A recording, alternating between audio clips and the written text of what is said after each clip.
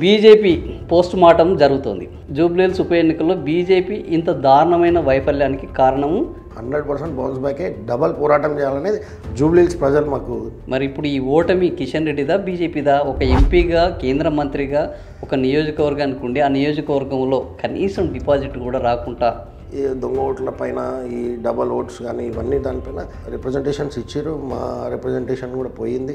ఈ మధ్య ఇప్పుడు నిన్న ఈటల రాజేందర్ మాట్లాడాడు, ఈ మతవాదంతో ప్రాంతీయవాదంతో రాజకీయాలు ఎక్కువ కాలం నడవయ్యి అనేది. బండి సంజయ్ పొద్దున్న లేస్తే హిందువులు అందరూ ఏకం కావాలి, హిందువుల ఓట్లే కావాలి, మనం అందరం ఓట్ బ్యాంక్ కావాలి అంటారు. అది ఇంకా కావాలని పెట్రోల్ వేసి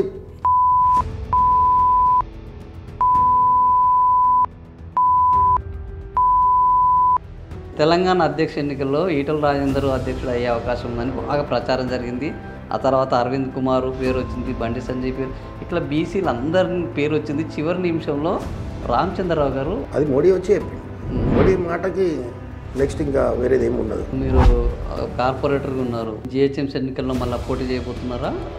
I want to become a prime minister అండి. I am aiming for that. గడ్డి అన్నారంలో ఉన్న ప్రధానమైన ఇష్యూస్ మీరు కార్పొరేటర్గా అన్నీ సెటిల్ చేశారా? ఇంకేమన్నా మిగిలి ఉన్నాయా? నేను అది చేస్తా ఇది చేస్తా అని నేను ఎక్కడ మేనిఫెస్టోలో పెట్టలేదు. ఫస్ట్ బై ఎలక్షన్ జూబ్లీహిల్స్ వచ్చింది, మేము గెలుస్తామని చెప్పారు. తర్వాత ఇప్పుడు మేయర్ ఎన్నికలు ఫిబ్రవరిలో, జిహెచ్ఎంసీ ఎన్నికలు అయిపోతున్నాయి. మళ్ళీ జూబ్లీహిల్స్లో జరిగిన ఫలితాలే మేయర్ ఎలక్షన్లో కూడా. బై ఎలక్షన్స్ చూడండి, కాంగ్రెస్ పార్టీకి డిపాజిట్లు రాలేండి ఇక్కడ కూడా. అంటే రాహుల్ గాంధీ అసలుకి ఆయనకు విధానం ఉందా, ఆలోచన ఉందా, మెచ్యూర్డా? నిజంగా చిన్న పిల్లోని అడిగి రాహుల్ గాంధీ ఏం చేస్తున్నావు?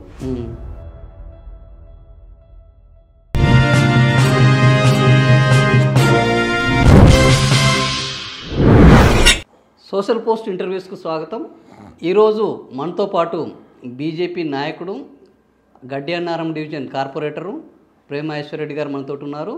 జూబ్లీహిల్స్ ఉప ఎన్నికల్లో బీజేపీ ఓటమి తర్వాత ఇప్పుడు బీజేపీ రాబోయే ఎన్నికలకు ఏ విధంగా సిద్ధపడుతుంది, వచ్చే ఎన్నికల్లో స్థానిక సంస్థల ఎన్నికల్లోనూ, రాబోయే జిహెచ్ఎంసీ ఎన్నికల్లోనూ, సాధారణ ఎన్నికల్లోనూ మేము విజయం సాధిస్తామన్న నమ్మకంతో ఉన్నారు.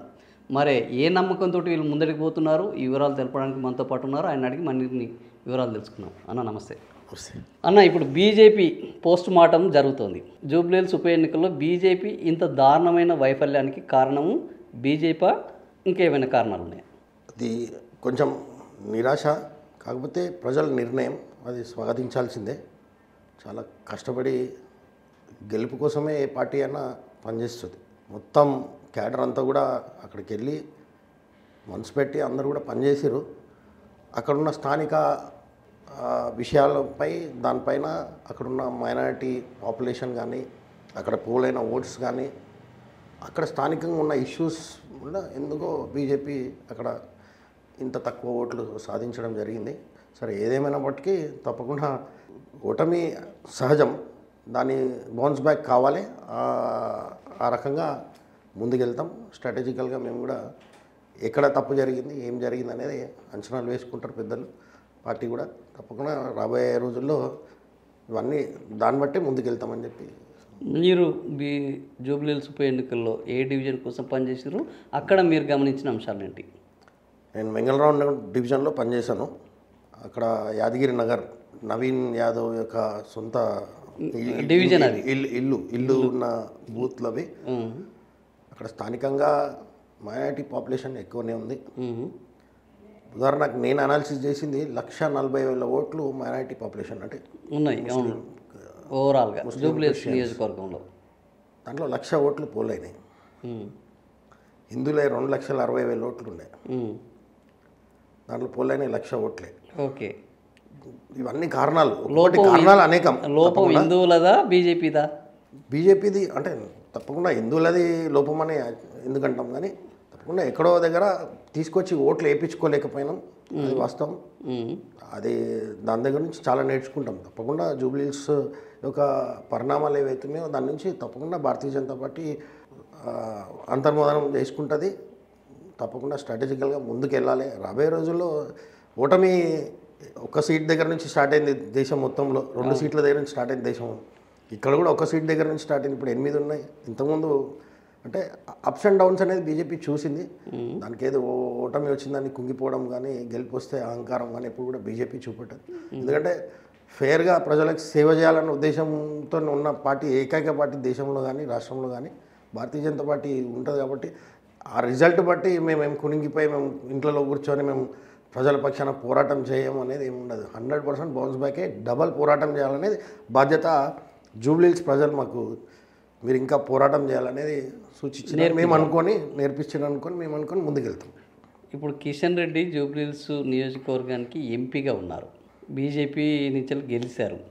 మరి ఇప్పుడు ఈ ఓటమి కిషన్ రెడ్డిదా బీజేపీదా? ఒక ఎంపీగా, కేంద్ర మంత్రిగా ఒక నియోజకవర్గానికి ఉండి ఆ నియోజకవర్గంలో కనీసం డిపాజిట్ కూడా రాకుండా పోవడము అనేది, ఇది పార్టీ ఒకవైపు దేశంలో రాణిస్తున్నది. రాష్ట్రంలో 8 మంది ఎంపీలు ఉన్నారు, 8 మంది ఎమ్మెల్యేలు ఉన్నారు. బట్ ఆయన నియోజకవర్గం ప్రాతినిధ్యం వహిస్తున్న ఎంపీ నియోజకవర్గంలో కనీసం డిపాజిట్ రాకపోవడానికి ఎవరు? ప్రజలు ఎందుకో అంటే కాంగ్రెస్ ప్రభుత్వంలో ఉంది. మొదటి కారణం ఆర్థిక బలం, మందబలం, ఆర్థిక బలం, సర్వశక్తులు వడ్డీ జీవన మరణ సమస్య కాంగ్రెస్కి అది. సరే వాళ్ళు పోరాడినరు, విపరీతమైన డబ్బులు, విపరీతమైన దొంగ ఓట్లు. సో మీరు ఉదాహరణకు వీడియోసే చూస్తున్నాం. మీరు జీవన మరణ సమస్య అనుకోలేదు, ఇది ఏ ఎన్నికైనా అట్లనే అనుకుంటాం. జీవన మరణ సమస్య అనుకుని మా ప్రయత్నంలో మేము ఉన్నాం. ఫేర్ ఎలక్షన్ పోరాడే వ్యక్తిత్వాలు మా కిషన్ రెడ్డి గారిది. ఇంకా ఎక్కడో దగ్గర డబ్బులు వెదజల్లేసి మేము అంత డబ్బులు వెదజల్లుతుంటే కేంద్రంలో అధికారంలో ఉండి మీరు ఎందుకు పోరాటం చేసినాం? మీ మీడియానే చూపించింది ఎన్నో దగ్గర డబ్బులు పంచుతున్నాయి. కాంగ్రెస్ కార్పొరేటర్ ఎలక్షన్ కమిషన్ దగ్గరికి వీడియో సింగిల్గా కూడా మీరు వెళ్ళలేదు. బీఆర్ఎస్ వాళ్ళు పొట్లాడినంత బీజేపీ వాళ్ళు ఈ దొంగ ఓట్ల మీద కానీ, డబ్బుల పంపిణీ మీద కానీ, ఓట్ల అక్రమాల మీద కానీ పోరాడలేదు అనేది ఒక వాస్తవం కాదు. అది వాస్తవం కాదు. పోరాటం కానీ మీడియా ఎందుకు మాకు చూపెట్టలేదని మేము అనుకుంటున్నాం. అంతేగాని మేము 100% ఆ బోగస్ ఓట్ల కోసం రిప్రజెంటేషన్ ఇవ్వడం మీడియా వ్యతిరేకంగా ఉందని మీరు ఏమైనా అనుకోవచ్చా? అట్లా చూపెట్టకపోవడానికి రీజన్ ఏమై ఉంటుంది? మీడియా మమ్మల్ని చూపెట్టలేదంటే వ్యతిరేకం ఉంది ఎందుకు అనుకుంటారు? అంటే ఏమన్నా కోపం బీజేపీ మీద మీడియాకు, మిగతా వాళ్ళందరినీ చూపెట్టి వీళ్ళని చూపెట్టకపోవడానికి? అది మీడియాని అడగాలి, అది నాకు తెలియదు. కానీ బట్ మేము బీఆర్ఎస్ ఎంతైతే పోరాటం చేసిందో ఈ దొంగ ఓట్ల పైన, ఈ డబల్ ఓట్స్ కానీ ఇవన్నీ దానిపైన మేము కూడా అదే తరాల ఈసీకి రిప్రజెంటేషన్స్ ఇచ్చారు. మా రిప్రజెంటేషన్ కూడా పోయింది. ఇవన్నీ జరిగినాయి, అక్కడ అడుక్కున్నాం. కానీ ఎంతైనా మొత్తానికి జూబ్లీహిల్స్ ప్రజలు ఇచ్చిన తీర్పును మనం స్వాగతించాలి, దాని నుంచి నేర్చుకోవాలి.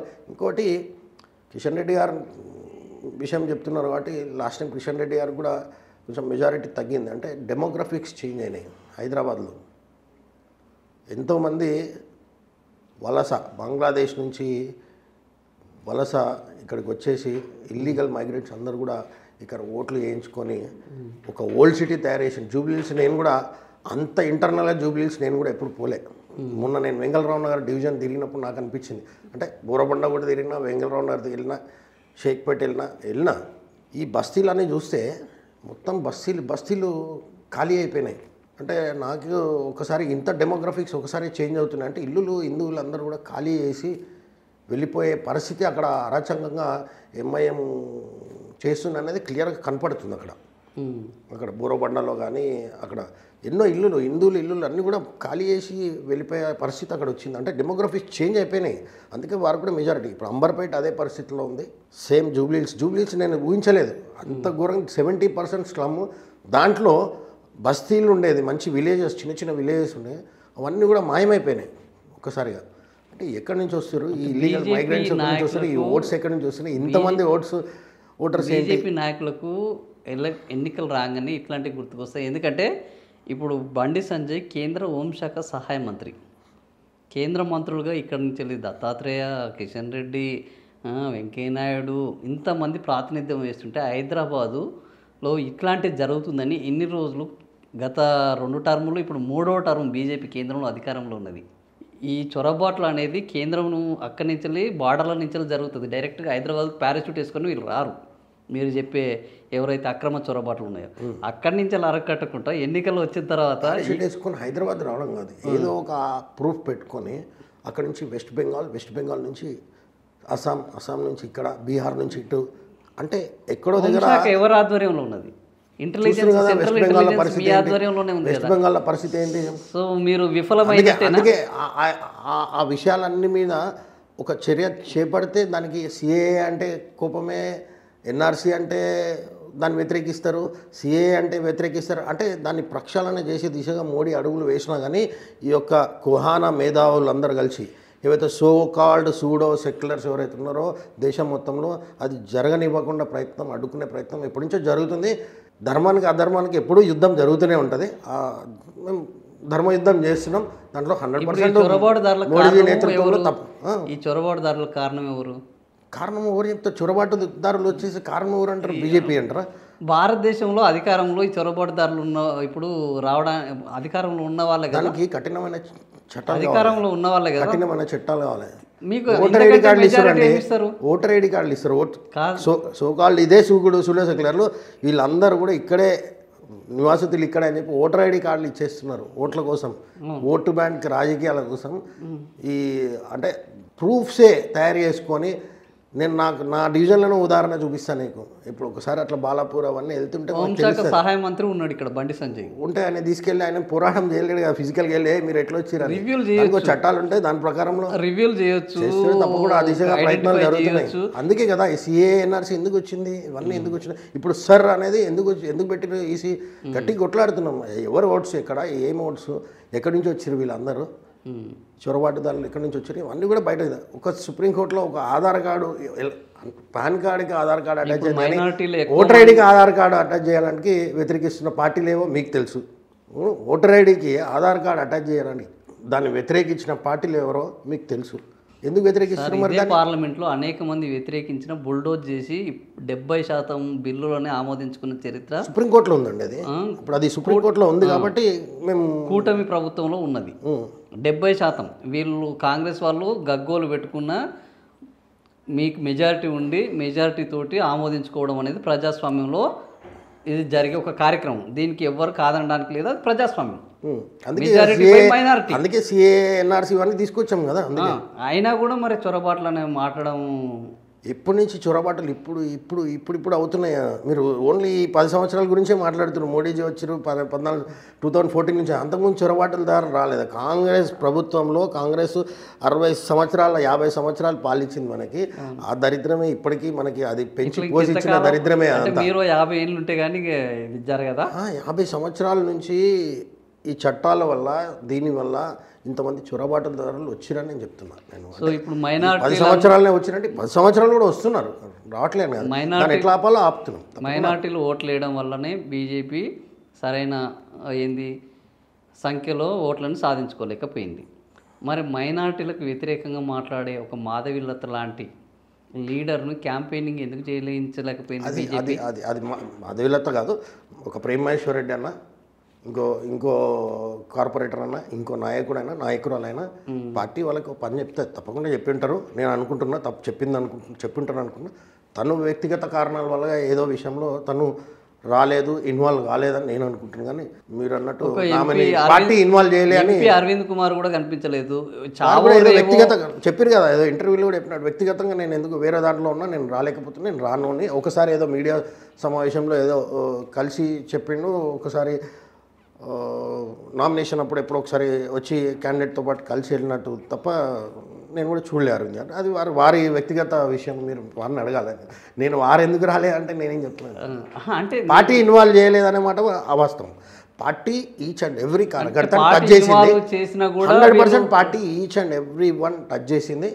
పార్టీ అందరినీ ఇన్వాల్వ్ చేసి మీరందరూ కూడా పనిచేయాలని వాళ్ళకి తగిన పని కూడా చెప్పింది. కిషన్ రెడ్డి పరువు ప్రతిష్టలకు సంబంధించిన ఎన్నికగా మారిందా, బీజేపీ గెలుపుకు సంబంధించిన ఎన్నిక అట్లాంటిది ఏమైనా డిఫరెన్స్?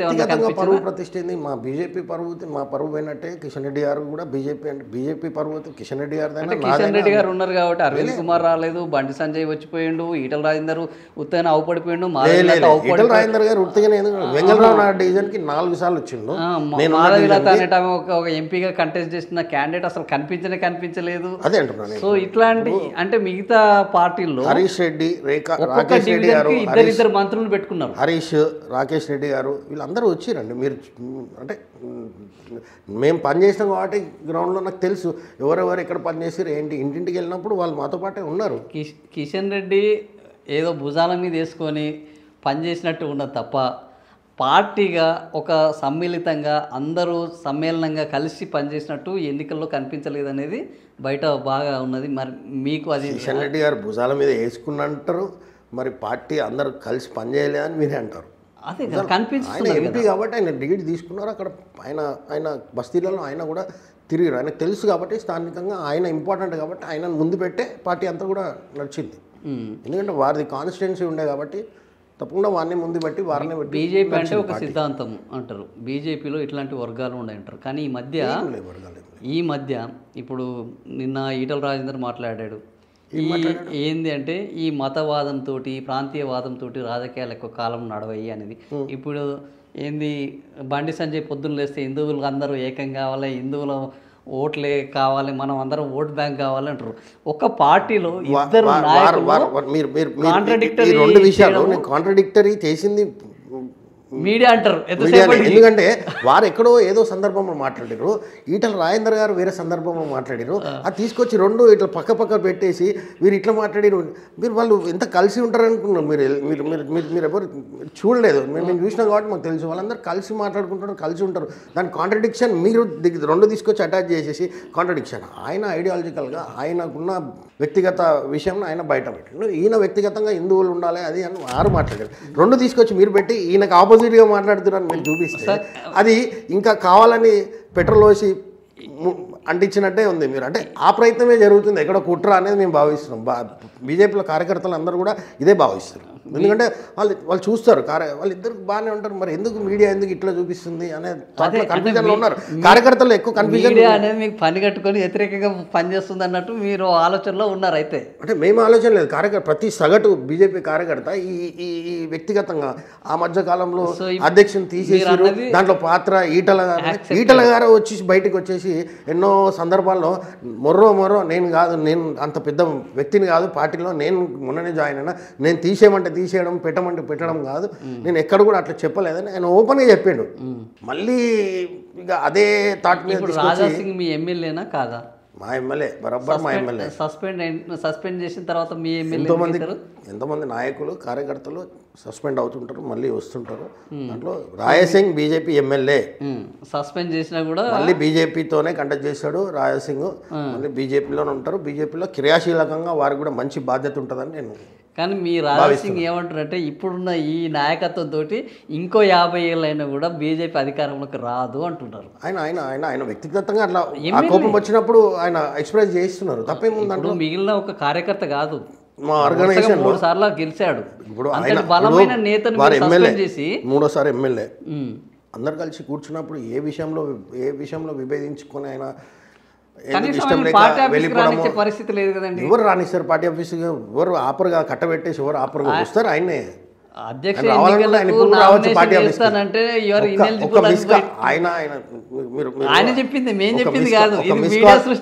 మీరు రావాలా పార్టీకి, ఒక మిస్ కాల్ తో ఇప్పుడు కూడా రావచ్చు మీ పార్టీలోకి. ఇక్కడ మీడియా వాళ్ళైతే మిస్ కాల్ తో మెంబర్షిప్ మళ్ళీ వస్తుంది, మళ్ళీ మీరు పార్టీలోకి రావచ్చు ఇప్పుడు కూడా. అంటే అట్లా మా పార్టీ అట్లా ఏమి ఉండదు, ఆఫీస్కి రానియట్లే అనేది అది మేము చెప్పింది కాదు, మీ రాజాసింగ్ చెప్పింది. ఇప్పుడు ఆ మాట లేదు, నన్ను ఆఫీస్కే రానియలేని మాట రాలేదు. సస్పెన్షన్ వేరు, మీరు ఆఫీస్కే రానియట్లేని మాట మీరు మాట్లాడారు. చూపెట్టండి నాకు. ఇప్పుడు ఆఫీస్కి రావద్దు అనే దాన్ని సస్పెండ్ చేస్తే దాని అర్థం పార్టీ అంతర్గతంగా సిస్టంలో, ప్రాసెస్లో, ప్రొసీజర్లో మార్పులు తీసుకురావాలనే విషయాన్ని ఆయన చెప్పుకుంటూ వస్తున్నారు. ఆయన రాజాసింగ్ ఏంటంటే లొల్లి తెలియదు నాకు, అసలు ఏం లొల్లి ఉంటుంది. ఆయన పొద్దున్న లేస్తే కిషన్ రెడ్డి లాంటి వాడు ఉంటే అసలు ఈ పార్టీ ఎప్పటికీ ముందడికి పోదు అని అంటున్నారు. ఇట్లా 100 ఉంటాయి కాంగ్రెస్లో, మీరు అది చూపెట్టరు. కానీ ఒకటే విషయం పట్టుకొని భూతద్దం పెట్టి ఇదే చూపిస్తారు. 100 మంది 100 కొట్లాడుకుంటుంటారు.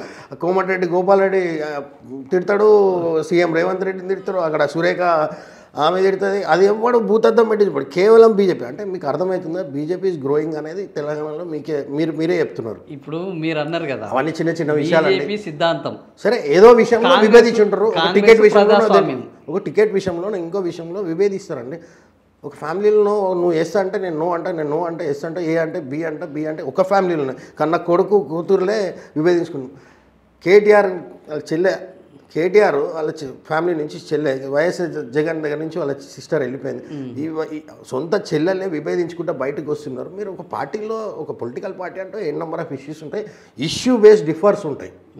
ఇష్యూ ఓవరాల్గా ఐడియాలజీ మాత్రం సేమ్ కదా. వల్ల మీకు మేలు జరుగుతుందా నష్టం జరుగుతుందా ఓవరాల్గా? తప్పకుండా వారు లేకపోవడం మాకు కొంచెం నష్టమే. అంటే మొన్న జరిగిన ఎన్నికల్లో కూడా మాకు కొంచెం నష్టమే. అది కూడా అంటే వారు ఉండాలి అనే మేము ప్రతి ఒక్క సగటు భారతీయ జనతా పార్టీ కార్యకర్త రాయసింగ్ ఆయన ప్రజాదరణ గల నాయకుడు తప్పకుండా ఒప్పుకుంటాం. అది 100% మళ్ళీ బీజేపీ మీదనే కంటెక్ట్ చేశాడు రాజాసింగ్ గారు. సో అధిష్టానం నా విశ్వాసం, నా వ్యక్తిగత అభిప్రాయం, విశ్వాసం. మహేశ్వర్ రెడ్డి గారు చెప్పేశారు ఇది అధిష్టానం తీసుకోవాల్సిన నిర్ణయం. తీసుకుంటారు, సరైన సమయంలో తప్పకుండా తీసుకుంటారు, నిర్ణయం తీసుకుంటారు. ఒకవేళ ఆయన తీసుకోకపోతే ఆయనతో పాటు ఉండే వాళ్ళందరూ వెళ్ళిపోయే అవకాశం ఉందా? ఎవ్వరు రాజాసింగే పోవడాన్ని మేము అంటుంటే మీరు ఆయనతో పాటు ఉండే వాళ్ళందరూ వెళ్ళిపోతారు అన్నింటిలో. కేవలం ఆయన ఎజెండా ఆయన ఏంటి, నేను హిందువుల కోసం పోరాడుతున్నా, ధర్మరక్షణ కోసం పోరాడుతున్నాను. అట్లాంటి పొలిటికల్ పార్టీలా ఉండి కొట్లాడాలంటే కేవలం భారతీయ జనతా పార్టీ దేశం మొత్తంలో కానీ రాష్ట్రంలో కానీ ఏ మూల పోయినా కానీ కేవలం అది సాధ్యమయ్యేది భారతీయ జనతా పార్టీతోనే సాధ్యమని రాజసింగ్ గారికి తెలుసు.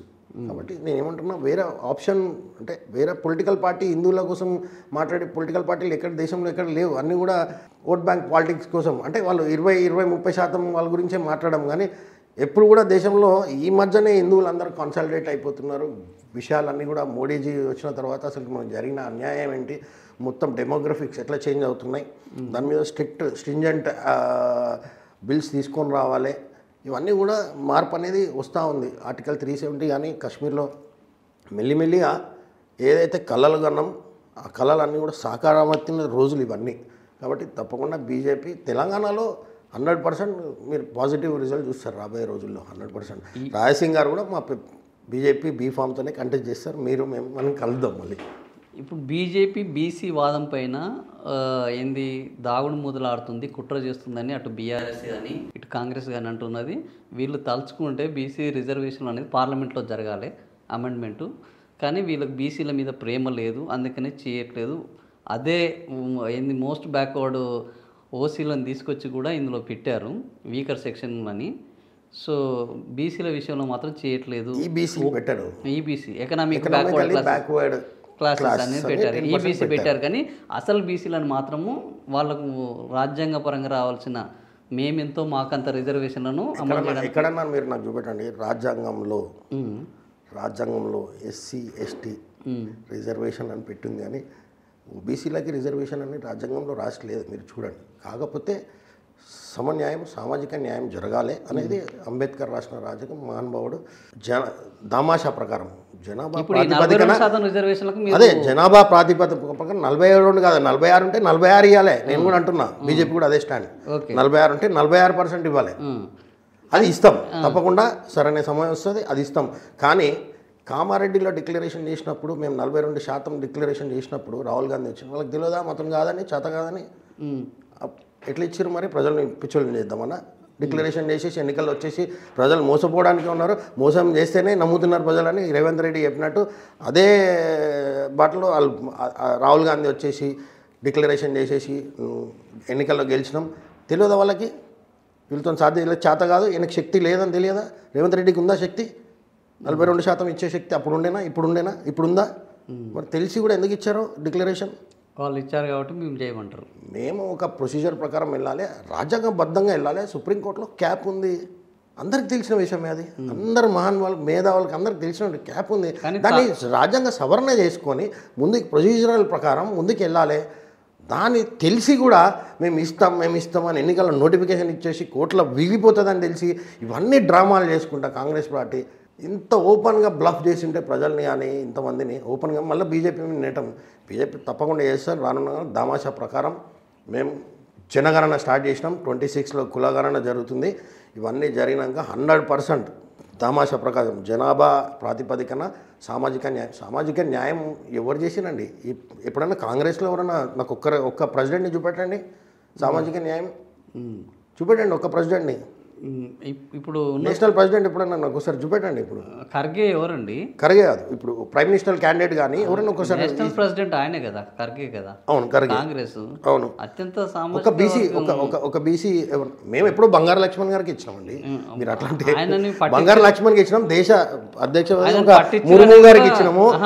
ఆయనని హఠాత్తుగా పంపించింది కూడా కుట్రలో మీరే భాగస్వామ్యం అనేది కూడా ఉన్నది. అది మీరు అంటున్నారు, నాకు తెలియదు. ఒక బంగారు లక్ష్మణ్ గారు నాయకుడిని నేను బాల్యంలో ఉన్నా, నాకు బంగారు లక్ష్మణ్ గారు ఉన్నప్పుడు నాకు తెలుసు. ఒక మన తెలుగు వ్యక్తి అని బంగారు లక్ష్మణ్ గారికి నేషనల్ ప్రెసిడెంట్ ఇచ్చారు ఒక షెడ్యూల్ క్యాస్ట్ నుంచి అని చెప్పి.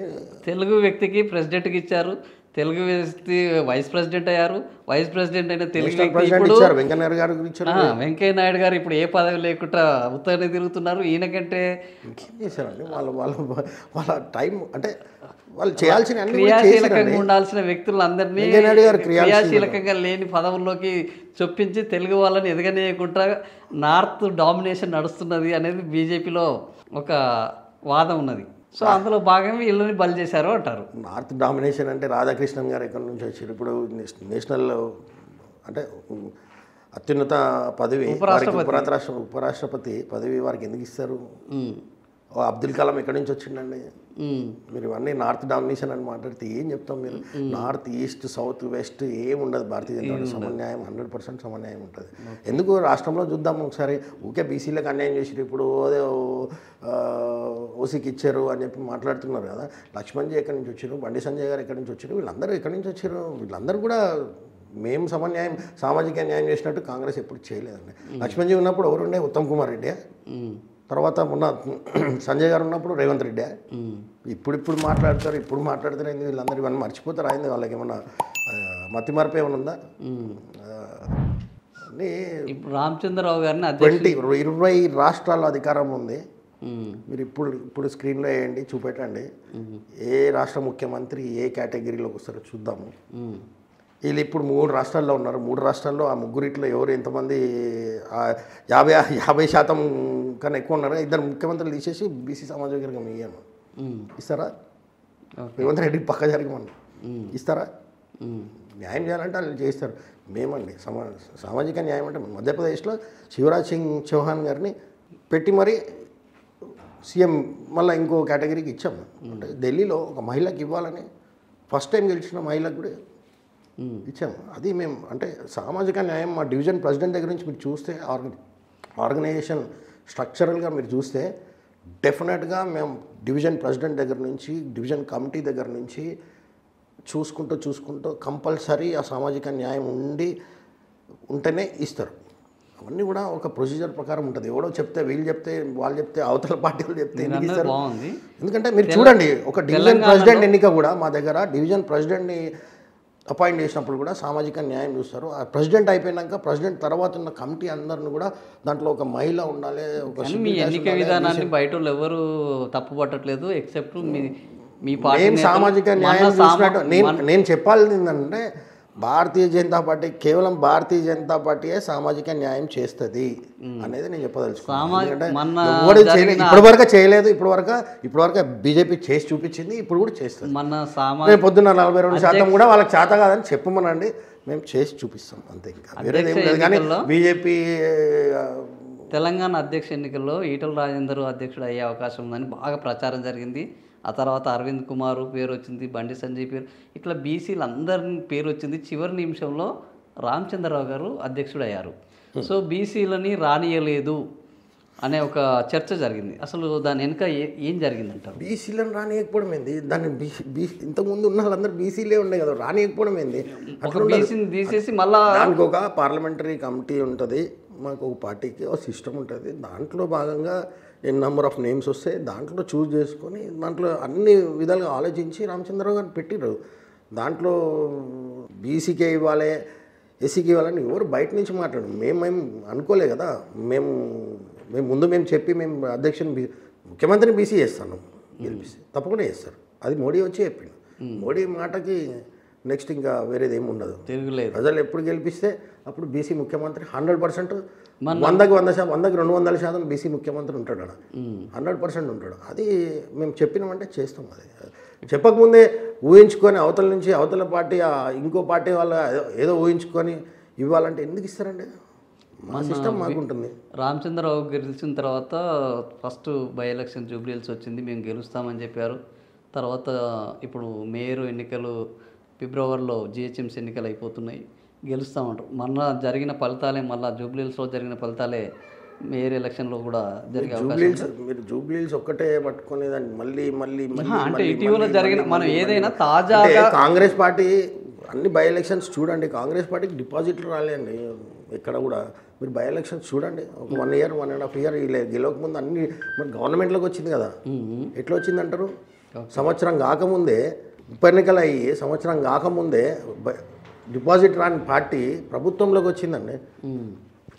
ప్రజలు అనుకుంటే మీరు 100% బౌన్స్ బ్యాక్ అవుతాం, 100% ప్రజలు ఆదరిస్తారు. ఆ జూబ్లీహిల్స్లో అక్కడ స్థానిక పరిస్థితులు అవన్నీ బట్టి దాన్ని బేరీ చేసుకొని మీరు మిగతా అన్నింటినీ దాన్ని కంపేర్ చేసుకుంటా బీజేపీ పని అయిపోయింది, బీజేపీ పని అంటే కాంగ్రెస్ పని ఎప్పుడూ అయిపోవాలి.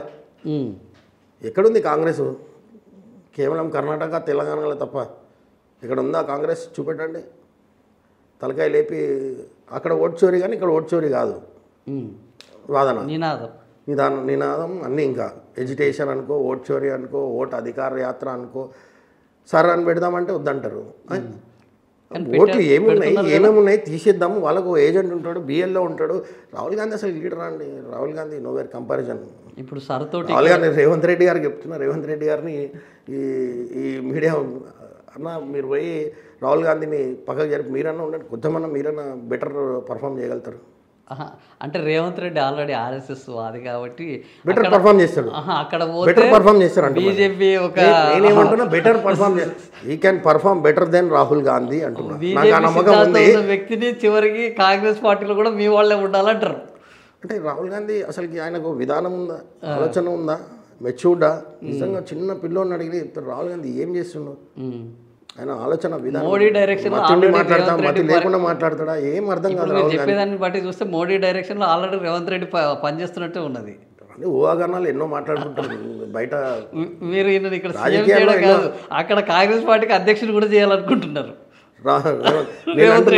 అక్కడ వాళ్ళ పర్ఫార్మెన్స్ బాగాలేదు కదా, కనీసం ఇక్కడ నుంచి వెళ్తే ఆయన బదులు ఎవరిని పెట్టినా పర్ఫామ్ చేస్తారు. రాహుల్ గాంధీ బదులు అట్లీస్ట్ కొంచెం పర్ఫార్మెన్స్ బెటర్మెంట్ ఉంటుంది అని నేను నా ఉద్దేశం. కాంగ్రెస్ పార్టీ గురించి చిన్న ఏం లేదు. ఎందుకంటే బీహార్లో అంత ఘోరమైన ఓటమి చెందినాక కూడా ఇంకా కాంగ్రెస్ వాళ్ళు ఇక్కడికి వచ్చి అక్కడ ఓట్ చోరీ అని నిన్న వాళ్ళ పీసీసీ అధ్యక్షులు మాట్లాడడం అనేది ఆశాస్పదం. ఎందుకంటే మీడియా ముందుకు వచ్చి కూడా వాళ్ళు ధైర్యంగా మేము కొంచెం ఎస్టేట్ అవుతున్నాం. మేము జూబ్లీహిల్స్ చిన్నగా ఓడిపోయినందుకే మేము కొంచెం, వీళ్ళు ఇంత ఘోరంగా ఓడిపోయి మీడియా ముందుకి ఎటువంటి ఎస్టేషన్ లేకుండా వచ్చేసి ఓట్ చోరీ వచ్చి ఏం మాట్లాడుతున్నాండి? ఓట్ చోరీ ఎక్కడ? ఓట్ చోరీ మరి ఇది కూడా ఓట్ చోరీ కదా అన్నారు. ఓట్ చోరీ అయితే ఎప్పుడో తెలంగాణ ఖతం అవుతుండే కదా. ఊకే మీతో ఎందుకు కొట్లాడదాం? ఎప్పుడో తెలంగాణలో మేము అధికారంలో ఉంటుండే కదా. ఓట్ చోరీ అయితే ఎందుకు ఈ ఫైటింగ్ మాకు? ఇప్పుడు మీరు కార్పొరేటర్గా ఉన్నారు, వచ్చే జిహెచ్ఎంసీ ఎన్నికల్లో మళ్ళీ పోటీ చేయబోతున్నారా? తప్పకుండా పార్టీ ఆదేశిస్తే తప్పకుండా పోటీ చేస్తాం. పార్టీ నిర్ణయం అంతే. ఓకే. సో పార్టీ మేయర్ ఈసారి మేమే కొడతాము అంటున్నారు. తప్పకుండా కొడతాం. లాస్ట్ టైం మిస్ అయినా ఈసారి కొడతాం. సో ఇప్పుడు మహేశ్వర్ రెడ్డి గారు మేయర్ పోటీలో కూడా ఏమన్నా ఉండే అవకాశం ఉందా? నేను ఏమంటున్నా, కార్పొరేటర్ పార్టీ ఆదేశిస్తేనే కార్పొరేటర్ చేస్తా. పార్టీ వద్దంటే పక్క కూర్చుంటా. అది మా బీజేపీలో అంటే మీకు ఒక అభిప్రాయం అనేది అయితే ఉంటుంది కదా, ఒక లక్ష్యం ఉంటుంది కదా ప్రతి నాయకుడికి, నేను ఇది కావాలి అనేది. లక్ష్యం అంటే క్వాలిటీస్ మనం డెవలప్ చేసుకోవాలి. ఆ క్వాలిటీస్ని పార్టీ చూడాలి, పార్టీ హైకమాండ్ చూడాలి, దాన్ని వాళ్ళు పికప్ చేస్తారు. అంతేగాని నేను ఆశ పెట్టుకొని నాకు ప్రైమ్ మినిస్టర్ కావాలని కూడా నాకు ఉంటుంది. ప్రధానమంత్రి కావాలని నాకు కూడా ఉంటుంది. ఎందుకంటే what you want to become అని చిన్నప్పుడు స్కూల్ అడిగినట్టు నాకు I want to become a prime minister అండి. I aiming for that. నేను కూడా అట్లా పనిచేయాలని కోరిక. నరేంద్ర మోడీ గారిలా నేను కూడా 18-20 గంటలు పనిచేయాలని. గడ్డియన్నారంలో ఉన్న ప్రధానమైన ఇష్యూస్ మీరు కార్పొరేటర్గా అన్నీ సెటిల్ చేశారా? ఇంకేమన్నా మిగిలి ఉన్నాయా? మళ్ళీ మిమ్మల్ని గెలిపించాలంటే ఎందుకు గెలిపించాలి? గడ్డియన్నారం అనే ప్రాంతం ఒక చెరువు కింద ఉన్న ప్రాంతం అనమాట. లోతట్టు ప్రాంతం అంటారు, దానికి పేరే లోతట్టు. అది ఇక్కడ బఫర్ జోన్లో ఎఫ్టీఎల్లో లేని ప్రాంతం. అన్ని ఎఫ్టీఎల్లో కాదు, చెరువు కింద ఉన్న ప్రాంతం. గత కొన్ని సంవత్సరాలుగా అప్పుడెప్పుడో 2001 నుంచి 2006 వరకు మా ఫాదర్ మున్సిపల్ చైర్మన్ ఉండే. అప్పుడు వారు ఆ యొక్క ముంపు ప్రాంతం అన్నింటినీ వరల్డ్ బ్యాంక్ నుంచి లోన్ తెప్పించుకొని మరి అక్కడ ఉన్న అభివృద్ధి పనులు చేయడం జరిగింది. దాని తర్వాత 2006 తర్వాత జనాభాని దృష్టిలో ఉంచుకొని ఎటువంటి డెవలప్మెంట్ నాలాల విస్తరణ కానీ, పైప్ లైన్ విస్తరణ కానీ, కొత్త లైన్లు కానీ ఎవరు కూడా వేయలే. మళ్ళీ కార్పొరేటర్గా గెలిచిన తర్వాత అక్కడ ముంపు సమస్య ఎంతైతే ఉందో మొన్న 2020 ఫ్లడ్స్లో డివాస్టింగ్ మొత్తం హైదరాబాద్ మొత్తంలో జిహెచ్ఎంసీ పరిధి మొత్తంలో ఎక్కువ శాతం మునిగింది గడ్డియన్నారం డివిజన్. దాంట్లో అది మళ్ళీ పునరావృతం కాకుండా 100% పనులు చేసినాం. సుమారు 80 కోట్ల వరకు నిధులు ఖర్చు చేసి డెవలప్మెంట్ యాక్టివిటీస్ అక్కడ చేయడం జరిగింది. ఇప్పటికి ప్రజలు మీరు ఎంక్వైరీ చేయొచ్చు. ప్రజలు వెళ్తే ఇప్పుడు గతంలో మొన్న లాస్ట్ ఇయర్ వర్షాలు పడ్డాయి, వాటర్ వచ్చినాయి అంటే ఎక్కడైతే వాటర్ వచ్చినాయో అక్కడ వాళ్ళే ప్రజలు చెప్తారు వాటర్ రాలేదు, ప్రేమేశ్వర రెడ్డి వచ్చిందో. మీరు ఒకసారి చూడవచ్చు. అదొక సెల్ఫ్ సాటిస్ఫాక్షన్, అంటే మాకు ఒక సాటిస్ఫాక్షన్. ఎందుకంటే పని చేసినాం. అప్పుడు మా నాన్నగారు ఎట్లయితే పని చేసినా వారి అనుగుణంగా నేను కూడా పని చేసిన అనేది నాకు చిన్న సాటిస్ఫాక్షన్. మిగతా రోడ్లు, స్ట్రీట్ లైట్స్, ఈ ఫాగింగ్లు, శానిటేషన్ అనేది నిరంతర ప్రక్రియ. ఒక ప్రజాప్రతినిధిగా, ఒక కార్పొరేటర్గా నేను అది చేస్తా ఇది చేస్తా అని నేను ఎక్కడ మేనిఫెస్టోలో పెట్టలేదు. నేను సింగిల్ పాంప్లెంట్తో నేను ఎన్నికల ప్రజల ముందుకు వెళ్ళిన టోల్ ఫ్రీ నెంబర్తో 24 గంటలు అందుబాటులో ఉంటా ప్రజాప్రతినిధి అని చెప్పే వచ్చినా. ఇప్పుడు అట్లానే అందుబాటులో ఉన్న 4.5 సంవత్సరం పూర్తవుతుంది, 5వ సంవత్సరం పూర్తవుతుంది. ఇప్పుడు కూడా అదే 24 గంటలు ప్రజలకు అందుబాటులో ఉంటా. ఇవన్నీ చిన్నవి మళ్ళీ డెవలప్మెంట్ యాక్టివిటీస్ అనేది నిత్యం జరిగేవి. పనులన్నీ కూడా రోడ్లు పాడవుతుంటే మళ్ళీ వేయాలి, స్ట్రీట్ లైట్స్ పాడవుతుంటే మళ్ళీ వేయాలి. ఇవన్నీ పార్కులు సుందరీకరణ, ఇవన్నీ కూడా నిత్య ప్రక్రియ. కాబట్టి అంటే మేజర్ ఇంకా ఒకటి మిగిలిపోయింది, అది నేను మళ్ళీ వస్తే అది చేస్తానని అట్లాంటిది నిన్న శుభవార్త. నిన్న సరునార్ చెరువు యొక్క సుందరీకరణ విషయంలో ఎన్నోసార్లు పోరాటం, ఎన్నోసార్లు రిప్రజెంటేషన్స్. దానివల్ల నిన్న ఆ బండ్ సరునార్ మినీ ట్యాంక్ బండ్ అంటారు. ఒకప్పుడు ట్యాంక్ బండ్ తర్వాత మినీ ట్యాంక్ బండ్ అనేది ఒక ప్రసిద్ధిగాంచింది. అక్కడ గణేష్ విగ్రహాల విసర్జనం అక్కడే జరుగుతుండే చాలా పెద్దగా. అంతా కూడా డ్రైనేజ్ కలుషితం అయిపోయి, దాని చెరువు అంతా కూడా కలుషితం అయిపోయి, చుట్టుపక్కల గ్రౌండ్ వాటర్ అంతా కూడా పొల్యూట్ అవుతుంది. దాని విషయంలో బండ్ స్ట్రెంథనింగ్ కానీ నిన్న స్టాండింగ్ కౌన్సిల్లో అప్రూవల్ ఇచ్చి ఒక స్టాండింగ్ కమిటీ ఇప్పుడు మాకు 25th రోజు మీటింగ్ ఉంది కాబట్టి అక్కడ అప్రూవ్ అవుతుంది. వెంటనే ఆ బండ్ పనులు కూడా నా పీరియడ్ కన్నా ముందే పనులు స్టార్ట్ కావాలని కోరుకుంటున్నా. సంతోషమైన వార్త. ఇంకా సరునార్ చెరువుని చాలా ప్రక్షాళన చేయాల్సి ఉంది.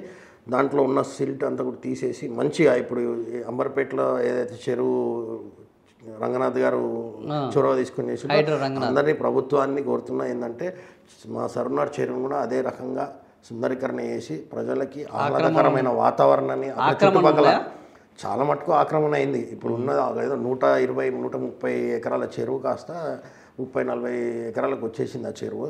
కనీసం ఇప్పుడైనా దాన్ని కాపాడించాలన్న డిమాండ్ ఉందా మీకు? ఆక్రమణ తొలగించాలంటే 30-40 సంవత్సరాల నుంచి వాళ్ళు కట్టుకొని వాళ్ళ పిల్లలు కొట్టి వాళ్ళ పెళ్ళిళ్ళు అయిపోయినాయి. ఇప్పుడు వచ్చి ఆడు గుల కొడతా అంటే అది ఎవరు పర్మిషన్ ఇచ్చింది?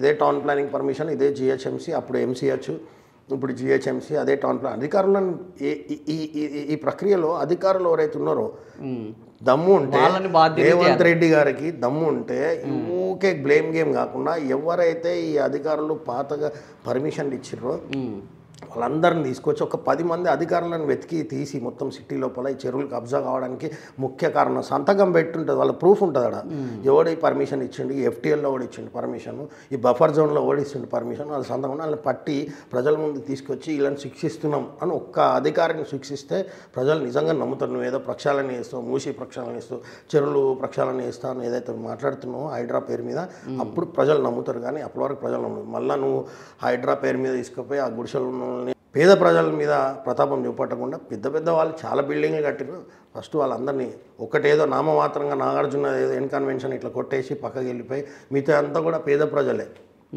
హైడ్రాక్ బాధితులు.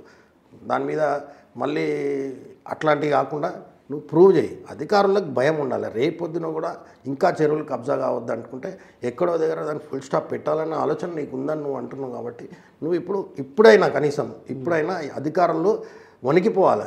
ఎక్కడ పొరపాటున కూడా ఎక్కడ పర్మిషన్లు సంతకం ఇస్తే మీరు జైలుకి వెళ్తారనే భయం అధికారులకు రావాల్సిందే. ఎందుకంటే ఇంకా ఇంకా ఇంకా ఇంకా మనం అట్లనే వదిలేసుకుంటూ పోయి వాళ్ళకి కట్టుకోవడం, ట్యాక్సీలు కడతారు, వాటర్ బిల్ కడుతుంటారు, ఎలక్ట్రిసిటీ బిల్ కడుతుంటారు, 10 సంవత్సరాల నుంచి ఉంటున్నారు. వాళ్ళని పోయి కూలగొడితే వాడు అర్ధాంతరంగా రోడ్డు మీదకి వస్తే ఎవరు బాధితుడు, ఎవరు బాధ్యులు? ఇప్పుడు ముఖ్యమంత్రి మూసీ ప్రక్షాళన అనేది మీరు సమర్థిస్తారా, వ్యతిరేకిస్తారా? ప్రక్షాళన చేయమనే సమర్థిస్తున్నాం మేము. మా స్టాండ్ మూసీ ప్రక్షాళన చేయమంటున్నాం. మూసీ ప్రక్షాళన పేరు మీద కార్పొరేట్ వ్యవస్థను పెంచి పోషించుకుంటూ చుట్టుపక్కల బహుళ అంతస్తులను కడదామనే ఒక ఆలోచన. ఆయన టోకియోనో ఇక్కడ పోయినట్టుంది, అక్కడ పోయి అక్కడ చూసి దాని పక్కన అంత పెద్ద పెద్ద బిల్డింగ్లో దీని నుంచి ఇంత రెవెన్యూ వస్తుంది, ఇన్ని కొట్టేయచ్చు, ఈ ఆలోచన మేము వ్యతిరేకిస్తున్నాం. మూసీని ప్రక్షాళన చేయండి, మూసీని ప్రాపర్గా ఫ్లో అయ్యేటట్టు చూడండి, తప్పకుండా దానికి సమర్థిస్తాం. కానీ పక్కన బహుళ అంతస్తులు ఇక్కడ నుంచి 100 మీటర్లు అన్నీ ఉన్నాయని ఇల్లు తీసేస్తాం అంటే ఏం చేస్తావు? 20 సంవత్సరాలు 30 సంవత్సరాలు కట్టుకున్న వాళ్ళు ఉన్నారు మా దగ్గర చైతన్యపురిలో. వాళ్ళందరినీ తీసేస్తా అంటే వాళ్ళు ఏం కావాలి? పర్మిషన్లు ఎవరు ఇచ్చారు? అధికారులు వచ్చారండి, సడన్గా వచ్చేసి కూలగొట్టమనే ప్రయత్నం చేశారు. కానీ అడ్డుకున్నాం. బీజేపీ ఈటల రాజేందర్ గారు అక్కడ దగ్గర ఉండి అక్కడ రాత్రి అంతా నిద్రపోయి ఒక 2 రోజులు అక్కడే నిద్రపోయి అడ్డుకుంటే అది ఆగింది. లేకపోతే ఈ పార్టీకి అక్కడ ఉన్న కొంతమంది ఇల్లులు పోయేవి, అవి అడ్డుకున్నాం. అంటే అడ్డుకున్నాం అంటే వీళ్ళు మూసి ప్రక్షాళనకి వీళ్ళు అంటే చెప్తున్నానే మాట అంటే అట్లా అయిపోయింది. అప్పుడు వీళ్ళు కాంగ్రెస్ వాళ్ళు చెప్పిందే చెప్పి ప్రజలకి బాగా బీసీ రిజర్వేషన్ బీజేపీయే బాధ్యత, అడ్డుకుంటుంది. నీకు చేత కాదు, నువ్వు ఎట్లా చెప్పినావు మరి? బీజేపీ అడ్డుకుంటుందంటే నువ్వు డిక్లరేషన్ కామారెడ్డిలో వేసి నువ్వు బీజేపీ అడ్డుకుంటుందని నువ్వు ఎట్లా అంటావు? చేత కాదా చెప్పు ఇప్పుడు ముందుకు వచ్చి. మా కిషన్ రెడ్డి గారితో మేము కూడా అనౌన్స్మెంట్ చేపిస్తాం. సామాజిక న్యాయం కావాలంటే కంపల్సరీ కిషన్ రెడ్డి గారిని అందరినీ కూర్చోబెట్టి మేము కూడా అనౌన్స్ చేపిస్తాం. దాంట్లో ఇంకోటి ఏంటంటే దాంట్లో మత ప్రాతిపదికన రిజర్వేషన్ మేము వ్యతిరేకం, అంబేద్కర్ కూడా వ్యతిరేకమే. దాంట్లో 10% వాళ్ళని కూడా మిక్స్ చేసి నేను తీసుకొచ్చి వేగ్గా ఒక బిల్లు పెట్టేస్తా అంటే ఎట్లా ఒప్పుకుంటామండి మేము? సమస్యనే లేదు. సో ఇప్పుడు గడ్డియన్నారం ఎల్బీ నగర్ బాగా అభివృద్ధి చేసిన సుధీర్ రెడ్డి చెప్పుకుంటున్నాడు. ఎల్బీ నగర్ అభివృద్ధిలో సుధీర్ రెడ్డి పాత్ర ఉన్నదా, గడ్డియన్నారంలో సుధీర్ రెడ్డి పాత్ర ఉన్నదా, లేకపోతే మహేశ్వర్ రెడ్డి పాత్ర ఉన్నదా? 100% జిహెచ్ఎంసీ నిధులు 100% మహేశ్వర్ రెడ్డి కష్టపడి అధికారుల దృష్టికి తీసుకెళ్ళి 100% జిహెచ్ఎంసీ నిధులతోనే అక్కడ అభివృద్ధి పనులు జరుగుతున్నాయి. తప్పకుండా మేము క్లెయిమ్ చేసుకుంటాం, మేమే చేసినాం అభివృద్ధి అని. ఎమ్మెల్యే నిధుల నుంచి ఏమైనా తీసుకొస్తే చూపెట్టమని ఆయన ఒప్పుకుంటా, నేను కూడా చేయించిందని చెప్తా. ₹1 ఎమ్మెల్యే నిధులతోని గడ్డెనారం డివిజన్లో రూపాయి అన్న ఎమ్మెల్యే నిధులు సపరేట్ ఫండ్స్ ఏమైనా తీసుకొచ్చి ఆయన ఏమైనా అభివృద్ధి చేసిండంటే నేను ఒప్పుకుంటాను. ఓకే, ఏం చేయలేదు, రూపాయి కూడా చేయలేదు. సో రేపు మిమ్మల్ని మళ్ళా కార్పొరేటర్గా ఎన్నుకోవాలంటే మీరు ప్రజలకు ఇచ్చే పిలుపు ఏంటి? న్యాయబద్ధంగా ఎక్కడ కూడా అవినీతి మచ్చలేని నాయకులను మీరు ఎన్నుకోవాలి. భారతీయ జనతా పార్టీలో మా సిద్ధాంతపరంగానే అవినీతికి ఆమడ దూరంలో ఉండే నాయకులందరూ కూడా భారతీయ జనతా పార్టీలో కనిపిస్తారు. కాబట్టి మీరు మంచి పరిపాలన కావాలి, పారదర్శక పరిపాలన కావాలి.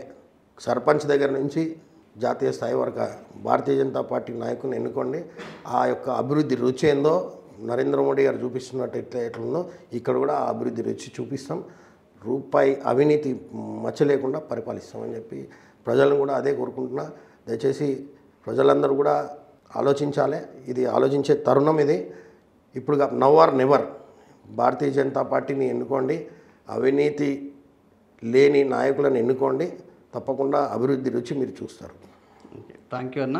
ఇది మహేశ్వర్ రెడ్డి గారి ఒక ఆలోచన. వచ్చే ఎన్నికల్లో ఖచ్చితంగా మళ్ళా నన్ను గెలిపించండి, అవినీతి లేని పాలన, అందుబాటులో ఉన్న నాయకుడి పాలన ఏదో చూపెడతానంటున్నారు. సో ప్రజలు మరి మీరే తీర్పియాలి. రాబోయే ఎలక్షన్లో బీజేపీ మరి మేయర్ సీట్ని తీసుకుంటుందా లేదా చూద్దాం. Thank you for watching.